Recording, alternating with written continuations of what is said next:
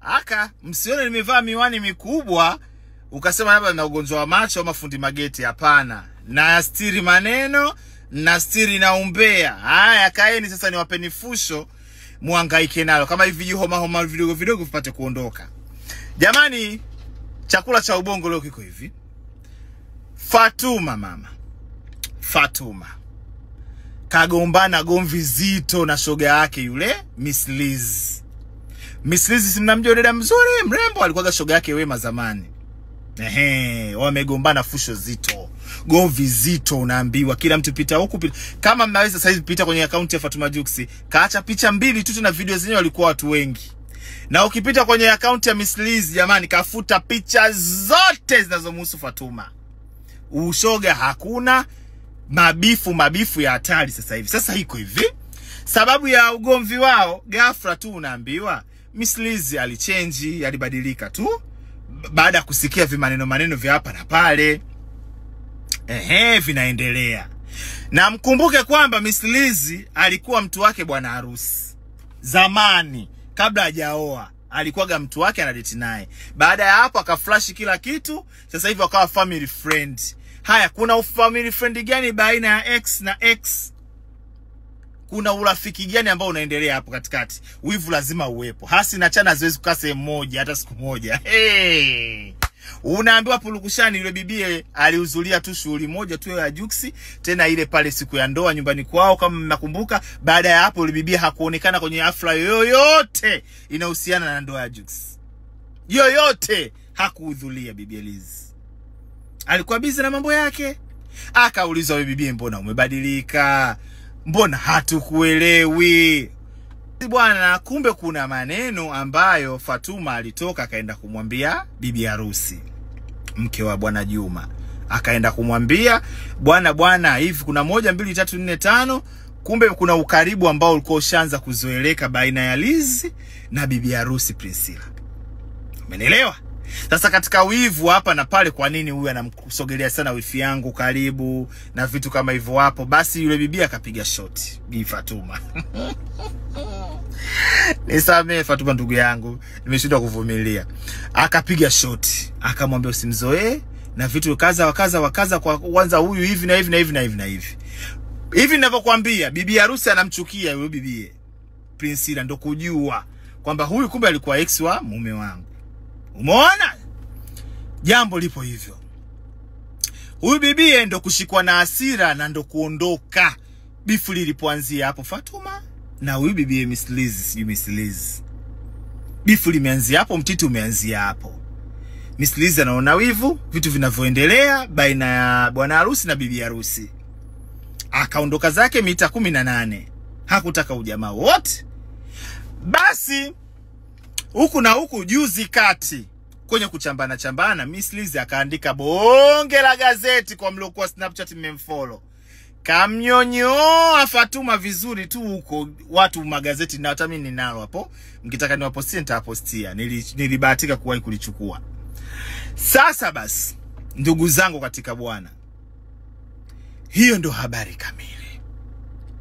Na mnakumbuka siku ambayo alikuja Chioma, yule Mchioma Nigeria, yule dada alikuja kwenye tuzo fulani zilifanyika hapo Zedom Masaki. Alivaa gauni fulani vila blue, tukamsifia wa Tanzania, kapendeza, nywele nzuri, sijui kindeza, nywele zake nzuri. Anavaa maneno alitutoka wa Tanzania kwa kumsifia yule Chioma wa Nigeria.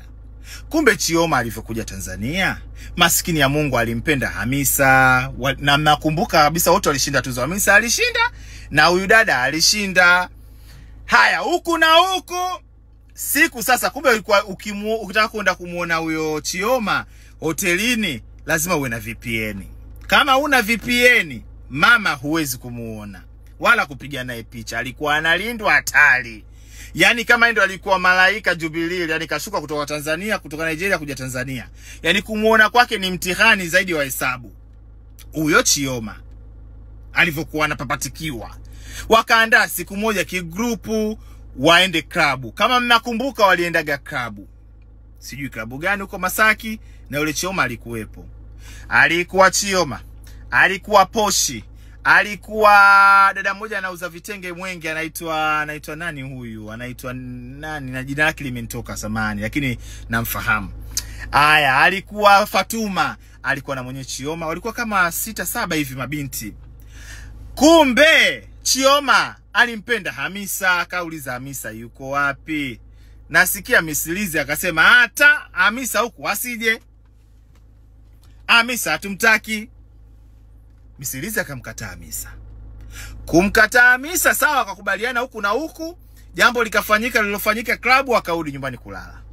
Sasa ili gomvi lilivyotokea siku ya harusi ya Hamisa pale viwanja vya Kawe sijui, ile siku anavalishwa pete na kutolewa mahali, Misilizi alishona mpaka sare, pale ndo gomvi lilipoanzia. Pale mama gomvi ndo lilipoanzia. Kwa nini? Alisema mpendi Hamisa. Alisema sio ongei na Hamisa. Alisema mpendi Hamisa. Mbona ameenda kwenye shughuli ya Hamisa na kitenge cha laki 3 kashona na picha kapiga na Hamisa? Mimi unafiki Fatuma huyo. Mimi unafiki usiupendi. Umeona? Wakafungiana vioo. Mama unaambiwa Misilizi amecharuka, hataki hata kumuona Fatuma popote, yani hataki hata kumsikia.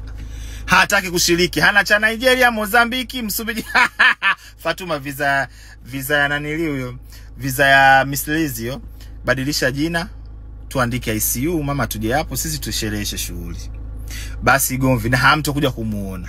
Labda hivi na kaka mtu labda Juma mwenyewe hayajui haya yanayoendelea.